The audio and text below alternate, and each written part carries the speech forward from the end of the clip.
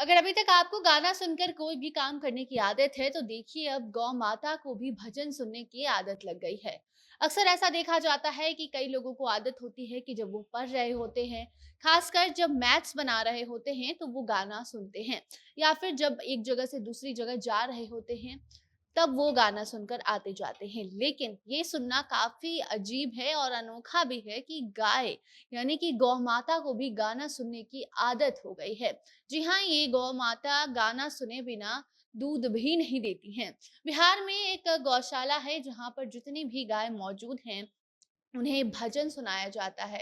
भजन सुने बिना वो दूध नहीं देती। लोग भी दूर-दूर से गौ माता की पूजा करने जाते हैं। सबसे बड़ी बात तो ये है कि गाय का जो दूध है, वो बेचा भी नहीं जाता है। मतलब कि बड़ी मुश्किल से एक तो दूध निकाला जाता है, लेकिन वहाँ के जो पशुपालक हैं, उनका कहना है कि हम ये दूध नहीं बेचेंगे।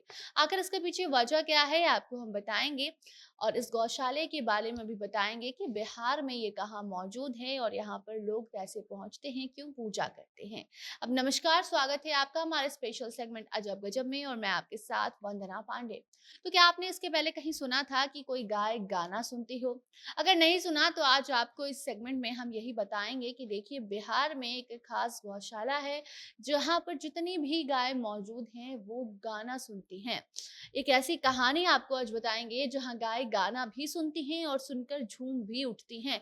यहाँ तक कि उनकी सुबह की शुरुआत ही भजन से होती है। ये गाय गाना सुने बिना दूध नहीं देती हैं और आपको हम बता दें कि एक ऐसी ही गाय कहीं और नहीं बल्कि ये बिहार में ही पाई जाती हैं। बिहार में एक अजब गजब सा गौशाला मौजूद है जहाँ की गाय भजन सुने बिना रहती ही नहीं है और भजन सुनकर झूम उठती हैं और अगर आप इन्हें भजन नहीं सुनाएंगे तो फिर भूल जाइए कि आप उस दिन दूध पी पाएंगे। वैसे तो आपने कई अलग अलग प्रकार के गौशाला के बारे में सुना होगा जहाँ पर कई तरह की व्यवस्थाएं होती हैं। गाय को लेकर भी लोग वहाँ पर तरह-तरह के अलग-अलग इंतज़ाम किए रहते हैं, लेकिन बिहार में ये जो गौशाला है वो काफ़ी अनोखा है। यहाँ काफ़ी ज़्यादा संख्या में गायों को रखा जाता है, लेकिन पटना का जो ये बिहटा में एक ऐसा गौशाला है जो काफ़ी अलग है। यहाँ सैकड़ों की संख्या में गाय हैं और सबसे हैरानी की बात ये है कि सभी को सुबह-शाम रोज़ भगवान का भजन सुनाया जाता है, जिससे सभी गाय ज़्यादा दूध देती हैं और उनका जो दूध होता है उसको बेचा भी नहीं जाता है। अब उस पर भी लोग सवाल करते हैं कि आखिर ऐसा क्या है कि दूध नहीं बेचा जाता है? तो वहाँ के जो पशुपालक हैं, जो किसान हैं, उनका कहना है कि वो नहीं चाहते कि जो गाय भजन सुनकर दूध दे रही हैं, वो जो गौ माता हैं, उनका दूध हम बेचें, बल्कि जिनको दूध की ज़रूरत होती है, उन्हें मदद के रूप में दूध दी जाती है। रोज़ गायों की माता की तरह पूजा की जाती है, यही नहीं बल्कि गौ माता को सुबह-शाम फल का भोग भी लगाया जाता है और बाकी दूर-दूर से भी जिसे भी इस गौशाले के बारे में जानकारी होती है, वो वहाँ पहुँच जाते हैं।